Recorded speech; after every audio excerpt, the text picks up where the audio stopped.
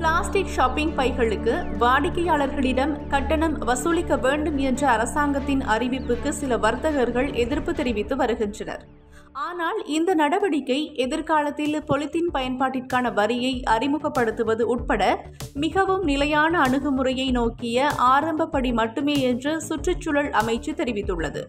சுற்றுச்சூழல் பிரதி அமைச்சர் ஆண்டன் ஜெயக்குடி இந்த முயற்சியை முழுமையான தீர்வாக கருதுவதற்கு பதிலாக ஒரு தொடக்க புள்ளியாக பார்க்க வேண்டும் என்று கூறினார். எதிர்காலத்தில் இதற்கு வரி விதிக்கப்படும். பின்னர் வணிகர்கள் நிச்சயமாக பணம் வசூலிக்க வேண்டியிருக்கும். ஒரு பேரழிவாக மாறியுள்ள பொலித்தீன் பயன்பாட்டை குறைப்பதே எங்கள் குறிக்கோள். இந்த திட்டம் ஒரு தொடக்கமாக அறிமுகப்படுத்தப்பட்டது.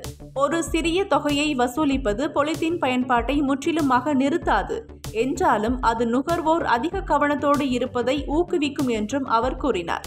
நாம் பொருட்களை வாங்கும் போது 12 வகையான பொருட்களை வாங்கினால் பொதுவாக 5 அல்லது 6 பொலித்தீன் பைகள் கிடைக்கும். ஆனால் இப்போது இந்த முடிவின் காரணமாக அது குறைந்தது 2 பைகளுக்கு மட்டுமே கிடைக்கும். எனவே அந்த வகையில் பொலித்தீன் பயன்பாட்டை குறைக்க முடியும். இந்த நடவடிக்கை 2003ஆம் ஆண்டு 9ஆம் எண் CAA சட்டத்தின் கீழ் அக்டோபர் 1ஆம் தேதி நுகர்வோர் விவகார ஆணையம் வெளியிட்ட அசாதாரண வர்த்தமானி அறிவிப்பின் பிரகாரம் நடைமுறைப்படுத்தப்படுகிறது. இந்த உத்தரவின்படி குறைந்த அடர்த்தி கொண்ட பொலித்தீன் அல்லது நேரியல் ஆகியவற்றால் செய்யப்பட்ட பைகளை இலவசமாக வழங்குவது வணிகர்களுக்கு தடை செய்யப்பட்டுள்ளது.